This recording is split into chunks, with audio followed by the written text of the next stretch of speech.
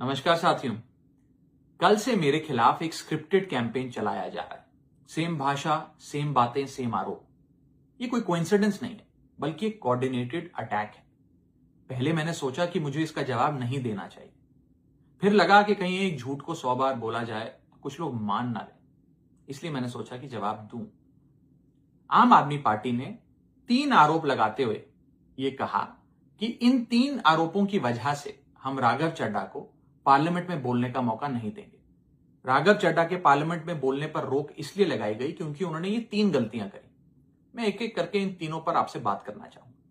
पहला आरोप कि जब ऑपोजिशन पार्लियामेंट से वॉकआउट करता है, सदन से वॉकआउट करता है, तो राघव चड्ढा वहीं बैठे रहते हैं, वो वॉकआउट नहीं करते। यह सरासर झूठ है, सफेद झूठ।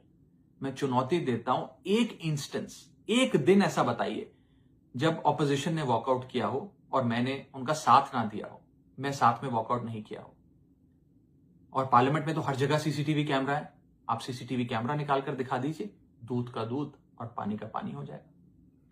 दूसरा आरोप लगाया कि राघव चड्ढा ने चीफ इलेक्शन कमिश्नर के इंपीचमेंट मोशन पर, यानी कि मुख्य चुनाव आयुक्त को हटाने वाली जो याचिका थी, उस पर साइन करने से मना कर दिया। दूसरा सफेद झूठ। ना मुझे आम आदमी पार्टी के किसी भी नेता ने इस मोशन पर साइन करने के लिए कहा, ना औपचारिक तौर पर कहा, ना अनौपचारिक तौर पर कहा।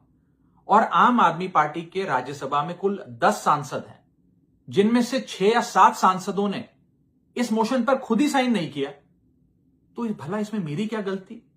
खाली सारा दोष मुझ पर ही क्यों मढ़ा जा रहा है?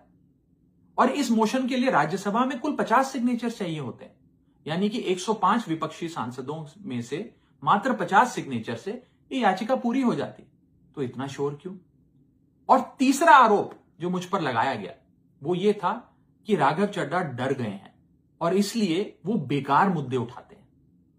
पहली बात मैं बता दूं कि मैं पार्लियामेंट में शोर मचाने, चीखने, चिल्लाने, माइक तोड़ने या गाली देने नहीं गया। मैं वहां पर जनता के मुद्दे उठाने गया हूं, लोगों की बात करने गया हूं। और मैंने कौन सा मुद्दा नहीं उठाया?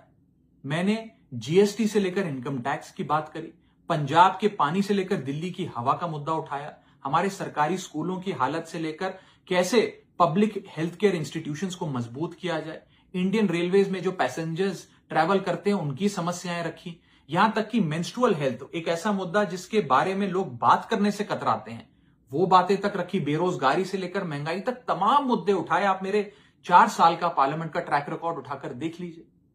और मैं पार्लियामेंट में इंपैक्ट क्रिएट करने गया हूं, मैं पार्लियामेंट में रकस क्रिएट करने नहीं गया। ये टैक्स पेयर के पैसे से जो पार्लियामेंट चलती है, उस टैक्स पेयर के मुद्दे उठाने में पार्लियामेंट में गया हूं। अंत में मैं बस इतना कहना चाहता हूं कि जो लोग आज मुझ पर आरोप लगा रहे हैं, झूठे आरोप लगा रहे हैं, कि हर झूठ को बेनकाब किया जाएगा और हर सवाल का जवाब दिया जाएगा, क्योंकि मैं घायल हूं, इसीलिए घातक हूं। जय हिंद।